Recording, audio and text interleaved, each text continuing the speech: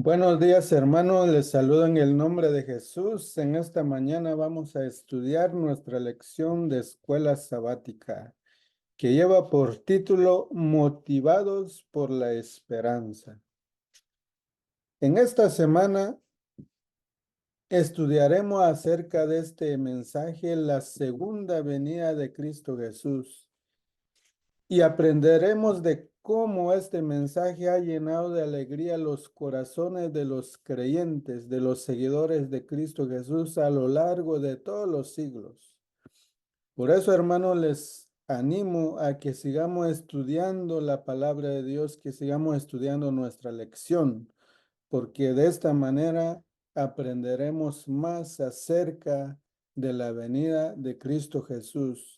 Y no solo de este tema, sino de muchos otros temas más. Esta semana también aprenderemos, ¿verdad?, a estar preparados para ese gran acontecimiento que muy pronto vendrá.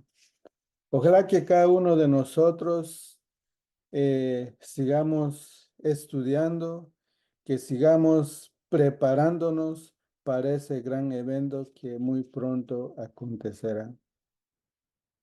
La segunda venida de Cristo Jesús es uno de los temas centrales de la Escritura. Hay muchos temas importantes en la palabra de Dios y uno de esos temas es la segunda venida de Cristo Jesús. En toda la Biblia encontramos 2145 referencias acerca de este mensaje. Este mensaje ha motivado a todos los discípulos de Cristo Jesús, como dijimos a lo largo de los años. Los discípulos de Cristo Jesús han pasado por pruebas, dificultades, pero sin embargo ellos han mantenido su fe en la segunda venida de Cristo Jesús. Este mensaje los motiva. También este mensaje me motiva a mí a seguir adelante y me anima en mi vida espiritual. Vamos a ver un versículo en Isaías 25:9. Isaías 25:9, vamos a leer lo que nos dice la palabra de Dios. Dice de esta manera. Dice, y se dirá en aquel día, y aquí, este es nuestro Dios. Le hemos esperado y nos salvará. Este es Jehová a quien hemos esperado. Nos gozaremos y nos alegraremos en su salvación. Este versículo, hermanos, se va a cumplir muy pronto. Y se puede cumplir en nosotros si cada uno de nosotros nos preparemos y entregamos nuestro corazón a Cristo Jesús. Cristo Jesús va a venir, estemos o no estemos preparados. Como dice este versículo, dice, en ese día se dirá, este es nuestro Dios. Los que van a decir esta palabra son aquellos que obedecen la palabra de Dios. Son aquellos que hacen la voluntad de Dios. Cuando Cristo Jesús venga, ellos van a decir, este es nuestro Dios que hemos esperado. Debemos de poner la esperanza en Cristo Jesús. Debemos esperar también la segunda venida de Cristo Jesús. Pero no debemos esperar sentados ni dormidos, sino que debemos esperar a Cristo Jesús, a nuestro Rey, trabajando en su viña, trabajando en su obra, salvando almas, trayendo almas a los pies de Cristo Jesús. Esa es la manera en que debemos de esperar a Cristo Jesús. La siguiente parte lleva por título La promesa de su regreso. Y quiero invitar los hermanos a buscar en sus Biblias Primera de Tesalonicenses 4:13. Tampoco queremos, hermanos, que ignoréis acerca de los que duermen, para que no os entristezcáis como los otros que no tienen esperanza. Porque si creemos que Jesús murió y resucitó, así también traerá Dios con Jesús a los que durmieron en él. Esto es la promesa de su regreso. No solamente él prometió regresar, sino que Cristo Jesús prometió, si nosotros le somos fieles, le honramos, hacemos su voluntad, entregamos nuestra vida a él, no importa si nosotros morimos, pero si morimos en Cristo, dice la palabra de Dios de que Él nos resucitará cuando Él venga. Eso es lo que le dijo Pablo a la iglesia, que estaban pasando momentos difíciles, porque en los tiempos de los discípulos pasó mucha persecución y muchos quizás se estaban desanimando, pero Pablo les animaba que no debían de sentir tristeza en sus corazones, sino que más bien debían estar gozosos, debían animarse, porque cuando Cristo regrese, dice Pablo, va a resucitar a todos nuestros hermanos. Cuando recibí la noticia de que mi papá había fallecido por causa de una enfermedad, y al principio como ser humano sentía tristeza en mi corazón, porque mi papá falleció en Guatemala y yo estaba aquí en los Estados Unidos. Y no podía hacer nada, pero le doy gracias a esta promesa. Quiero prepararme para que cuando Cristo venga, resucite a mi papá y nuevamente voy a volver a verlo. Y eso es la esperanza que Pablo quería que los de la iglesia de Tesalónica guardaran sus corazones, que no todo está perdido. Y no solo el de la iglesia de Tesalónica nos dice la lección, sino que también dice los peregrinos que partieron de Holanda hacia el Nuevo Mundo, anhelaban la venida de Cristo Jesús.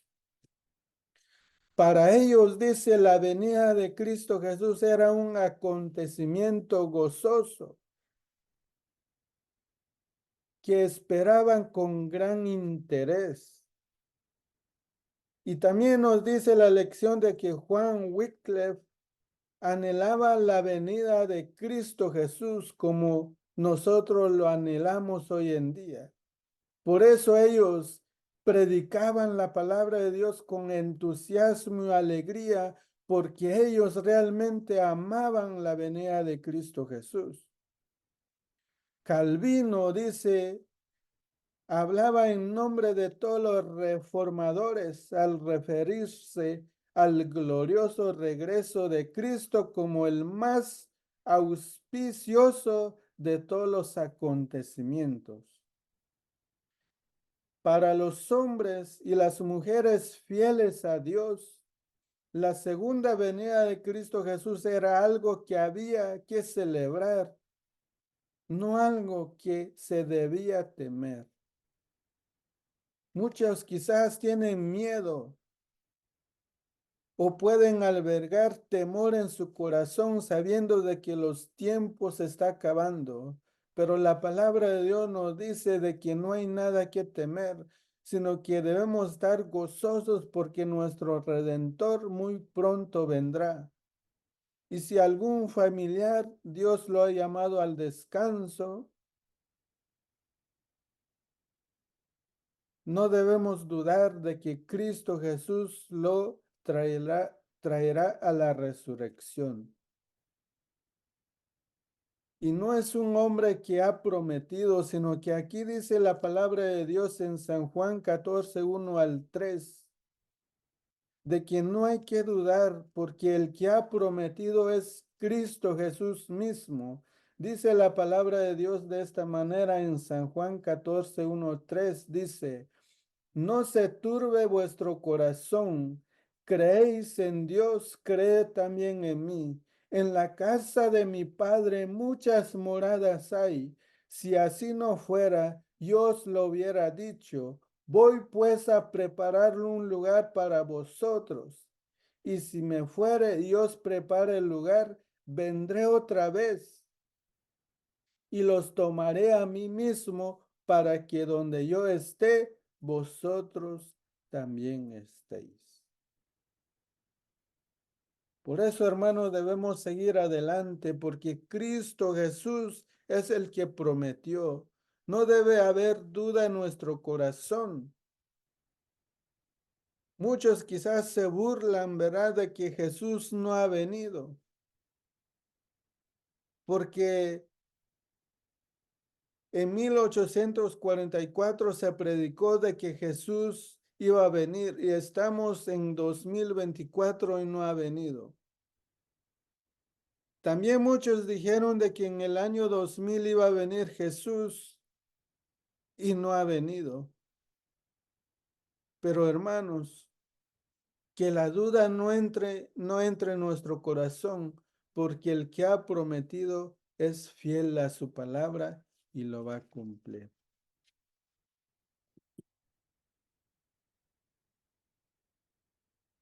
La otra parte de nuestra lección dice: a la espera del tiempo. Quiero leer un versículo con ustedes en Apocalipsis 1:7. Apocalipsis 1:7 nos dice la palabra de Dios de esta manera. Y he aquí que viene con las nubes, y todo ojo lo verá, y los que le traspasaron, y todos los linajes de la tierra harán lamentación en él. Sí, amén. Se nos dice, hermanos, de que cuando Cristo Jesús vino la primera vez como un bebé en el pesebre de Belén, muy pocos vislumbraron su venida. Pero este versículo de Apocalipsis 1:7 nos dice de que todo ojo lo verá. Esta vez sí va a ser diferente. Dice de que todo ojo lo va a ver, todo oído oirá el toque de la trompeta de su regreso. Cada ser humano en la tierra contemplará su gloria. No debemos dejarnos engañar también. Las escrituras han dejado sobradamente claros los acontecimientos que rodean su regreso. Vemos otro versículo en San Mateo 24, 27. Dice 27 y 29, dice la palabra de Dios así. Dice: porque como el relámpago que sale del oriente y se muestra hasta el occidente, así será también la venida del Hijo del Hombre. Vemos en este versículo, hermanos, de que cuando Cristo Jesús venga por segunda vez, todo ojo lo va a ver y va a ver, dice, va a venir con poder y gloria, como así como el relámpago, dice. Por eso no debemos de engañarnos. Debemos seguir estudiando la palabra de Dios. Debemos tener cuidado, hermanos, porque el diablo va a tratar de falsificar la venida de Cristo Jesús. Vemos aquí que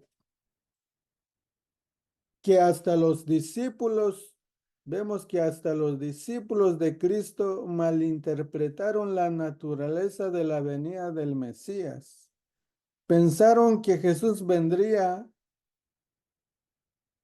en su tiempo pensaron de que venía como un general victorioso que rompería el yugo de la servidumbre a Roma, pero no fue así. Dios ha dejado muchas señales acerca de su venida. Y el otro versículo lo encontramos en San Mateo 24-29. Dice así, alguna de estas señales, dice, e inmediatamente después de la tribulación de aquellos días, el sol se oscurecerá y la luna no dará su resplandor, y las estrellas caerán del cielo, y las potencias de los cielos serán conmovidas. Aquí vemos algunas señales en los cielos justo antes de que venga Cristo Jesús. Y la mayoría de las personas no se preocupan, no se preparan, viven como quieren, pensando de que Jesús va a venir, se va a tardar algunos años más. Es cierto, hermano, de que no debemos poner fechas, pero realmente debemos prepararnos.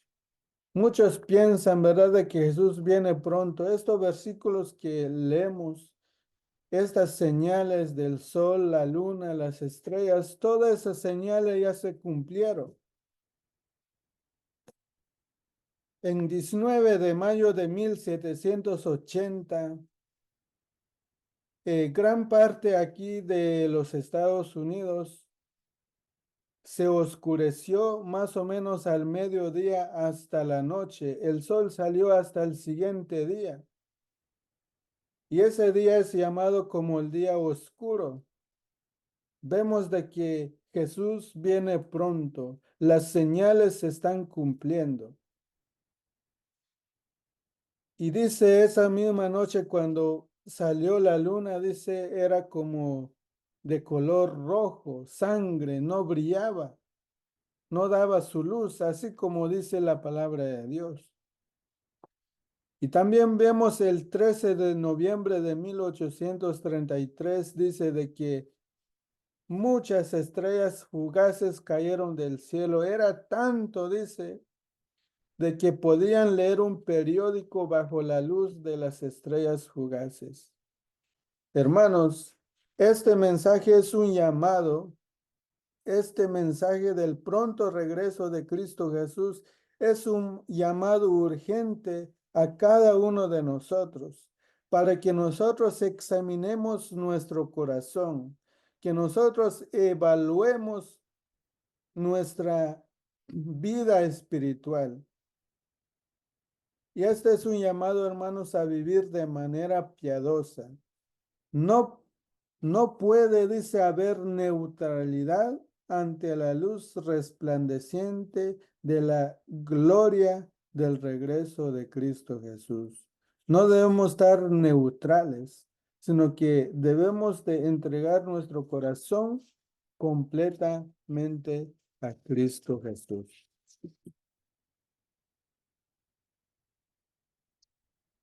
La siguiente parte vemos el título William Miller y la Biblia.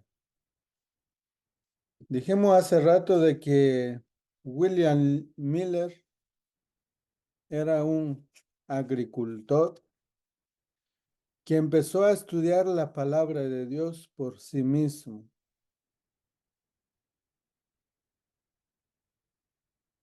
Y vamos a leer un versículo, hermanos, en Daniel 1:17, de que cuando nosotros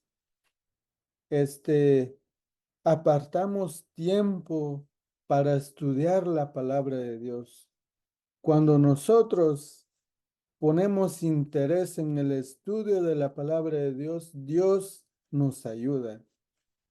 Vamos a ver el ejemplo, no solo de William Miller, que empezó a estudiar la palabra de Dios, sino que también de 4 jóvenes que fueron llevados cautivos a Babilonia. La palabra de Dios dice de esta manera, dice, a estos 4 muchachos Dios les dio conocimiento e inteligencia en todas las letras y ciencia. Y Daniel tuvo entendimiento en toda visión y sueño. Vemos de que estos cuatro jóvenes tenían vidas consagradas a Dios. Por eso Dios les ayudó, les dio inteligencia, porque Dios siempre nos ayuda si nosotros ponemos de nuestra parte. Y también hay algo importante que encontramos en el libro de Isaías 28:10. Isaías 28:10 nos dice la palabra de Dios ahí de que la Biblia es su propio intérprete.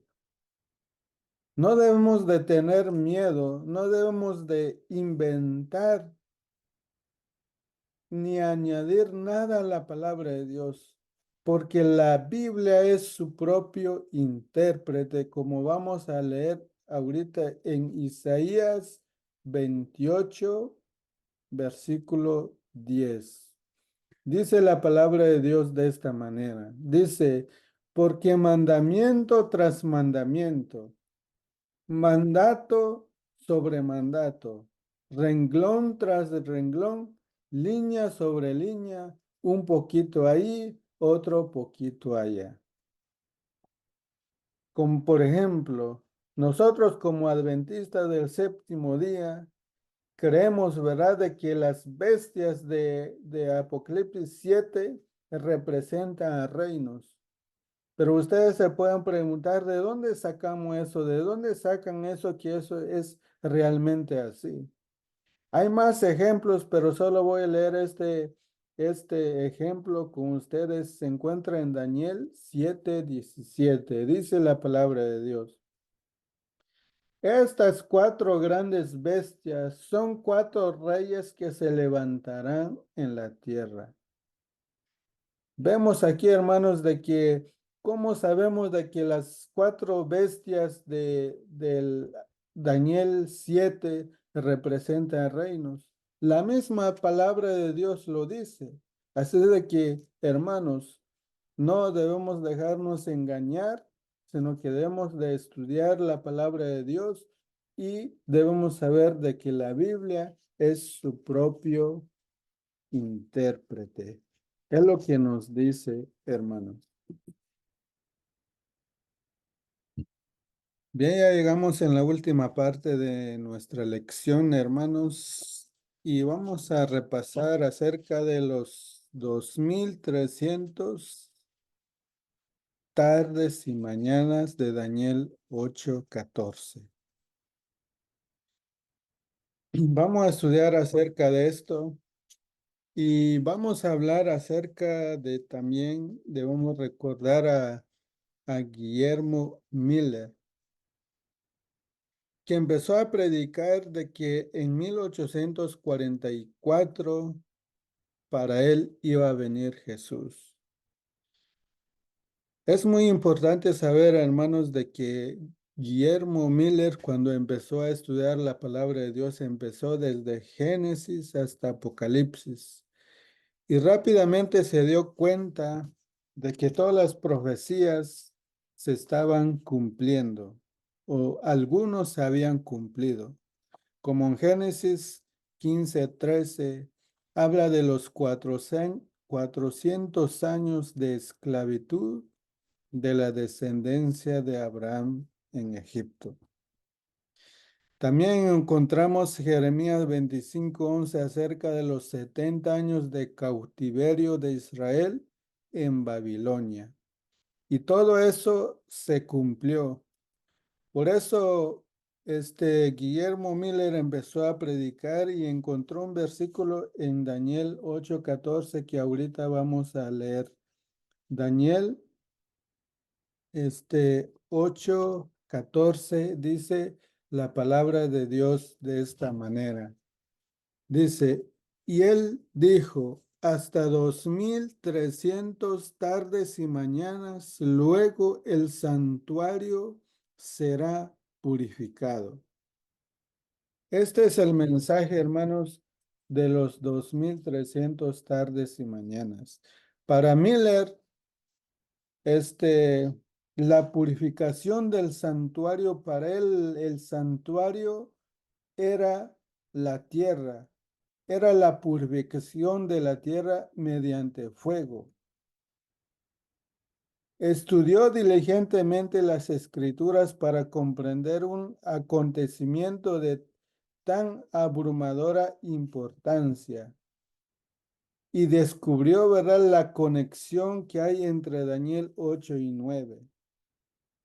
Y vamos a ver cómo llegó a esa conclusión. Vamos a leer otro versículo, Daniel 8:15. Dice la palabra de Dios así. Dice,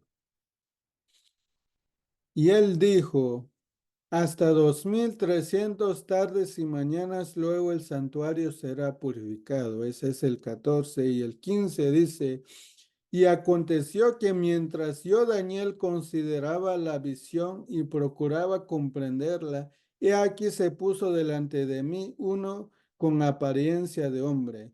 Y oí una voz de hombre entre las riberas del Ulai que gritó y dijo, Gabriel, enseña a la visión. Vemos, hermanos, de que Daniel no comprendió este mensaje de los 2300 tardes y mañanas. Por más que trató de comprenderla, no pudo porque Dios no se lo explicó.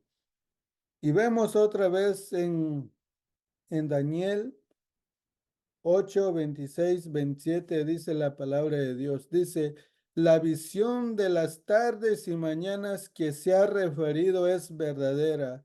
Tú guarda la visión porque es para muchos días. 27. Y yo, Daniel, quedé quebrantado y estuve enfermo algunos días, y cuando convalecí entendí los negocios del rey, pero estaba espantado a causa de la visión y no la entendía. Dice aquí Daniel de que él se enfermó algunos días y dice que estaba espantado por causa de la visión y no la entendía. Pero ¿qué visión no entendió Daniel? Es la visión, hermanos, de los 2300 tardes y mañanas. Y vamos a leer un versículo, el versículo 20 del capítulo 8, dice la palabra de Dios así. Dice, en cuanto al carnero que viste que tenía 2 cuernos, estos son los reyes de Medo y Persia. Ven, hermanos, de que Dios le explicó a Daniel acerca del carnero, del macho cabrío, y ustedes pueden seguir leyendo los versículos que subsiguen al 20. Pero aquí en el versículo 27 dice de que no entendió la visión. ¿Qué visión? Es la de 2300 tardes y mañanas. ¿Cómo va a entender si Dios no sabía de dónde iba a empezar y dónde iba a terminar esa visión? Y también se le dijo claramente que es para el tiempo del fin. Por eso, cuando regrese el ángel ya en el capítulo 9, ya con la explicación de ya la explicación aquí de los 2300 tardes y mañanas, dice el versículo 20, 23, 9, 23. Dice la palabra de Dios así. Al principio de tus ruegos fue dada la orden y yo he venido para enseñártela porque tú eres muy amado. Dice, entiende pues la orden y entiende la visión. Recuerden de que en el capítulo 8 Daniel no comprendía la visión y por causa de eso se enfermó. Pero aquí viene el ángel, viene, ¿verdad? En el versículo 23 dice, he venido, dice, para enseñártela, porque eres muy amado. Y se le dice, entiende pues la orden y entiende la visión. Y dice, 70 semanas están determinadas sobre tu pueblo y sobre tu santa ciudad para terminar la prevaricación, poner fin al pecado y expiar la iniquidad, para traer la justicia perdurable, sellar la visión y la profecía y ungir al santo de los santos. El versículo 24 dice, 70 semanas están determinadas sobre tu pueblo. Estas 70 semanas deben de ser descontados de los 2300 tardes y mañanas. Pero eran, dice, cortadas o determinadas para el pueblo de Dios. 70 semanas proféticos. Cada semana tiene 7 días. Y si tú multiplicas 70 semanas por 7 días cada semana, da un total de 490 años. Eso es, eso es lo que le dijo el ángel, que descontara de los 2300 tardes y mañana. Era especialmente para el pueblo judío. Y dice el 25, dice, sabe pues y entiende que desde la salida de la orden para restaurar y edificar a Jerusalén hasta el Mesías príncipe, habrá 7 semanas y 62 semanas. Se volverá a edificar la plaza y el muro en tiempos angustiosos. Y Miller también encontró este versículo, hermanos. Dice, porque Miller empezó a estudiar la palabra de Dios, vio de que todas las profecías, todas las profecías con tiempo, ve que se cumplían. Y también Miller no entendía esta profecía, pero cuando empezó a estudiar, él pensó, si tan solo él supiera, ¿verdad? ¿Dónde empieza los 2300 tardes y mañanas? Él lo iba a saber, ¿verdad? Cuándo iba a ocurrir o cuándo iban a terminar esta profecía de tiempo. Por eso dice, sabe pues y entiende desde que salga la orden de restaurar y edificar a Jerusalén hasta el príncipe, dice que hasta el príncipe, hasta el Mesías príncipe o el ungido, dice, debían haber 69 semanas. ¿Por qué 69? Si aquí no dice 69, porque dice aquí que habría 7 semanas y 62 semanas. Si sumas 62 más 7, da un total de 69. Pero el versículo 24 dice de que eran 70 semanas. ¿Dónde quedó la otra semana? Es que aquí el versículo solo está diciendo desde que sale la orden. Y nosotros sabemos, hermanos, de que esa orden de restaurar a Israel se cumplió en el otoño del año 457. Si tú sumas, si tú sumas los, si tú sumas los 69 semanas que son 483 años a los 457, te lleva hasta el año 27. Vemos que las profecías se cumplen al pie de la letra. ¿Y qué ocurrió? Ocurrió en el año 27, el bautismo de Cristo Jesús. Y dice aquí, hermanos, el versículo de que iban a haber este 69 semanas proféticas hasta el Mesías príncipe. Y exactamente ocurrió el año 27. Pero son 69 semanas. La profecía dice de que son 70 semanas. La otra semana dice, después de las 62 semanas, se quitará la vida del Mesías y nada ya le quedará. Y el pueblo de un príncipe que ha de venir destruirá la ciudad y el santuario y al final llegará como una inundación y hasta el fin de la guerra durará la devastación. Dice aquí que después de las 62 semanas se quitará la vida del Mesías y nada ya le quedará. Vemos aquí que falta una semana que son 7 años.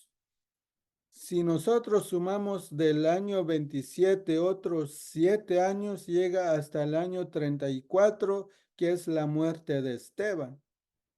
Y dice otra versión es que a la mitad de la semana, dice, hará cesar el sacrificio. Ahí fue la muerte de Cristo Jesús. Todas las profecías se cumplen, hermanos. Entonces, nosotros llegamos hasta el año 34. Las 70 semanas llegan a su fin en el año 34, cuando el pueblo de Dios rechazó el sacrificio de Cristo Jesús. Y es ahí cuando el evangelio fue llevado a los gentiles. Pero vemos de que restan 810 años, 1810 años. Si tú sumas esos 1810 años más 490, y eso da un total de 2300 años. Como estamos diciendo, hermanos, si nosotros sumamos 1810 más 490 años que son determinados para el pueblo de Dios, sumando esos años 490 y los restantes que son 1810, nos lleva hasta el año 1844. Para Miller era que Cristo Jesús venía a la tierra, por eso ellos esperaron la fecha y la profecía es también. Lo que se equivocaron es de evento, porque la purificación del santuario no se purificó la tierra, sino que lo que está diciendo ahí es de que está hablando de la purificación del santuario celestial, que era Cristo Jesús, que estaba pasando del lugar santo al lugar santísimo en el santuario celestial. Bien, hermanos, este ha sido el pequeño resumen de la lección y les animo para que sigamos estudiando la palabra de Dios.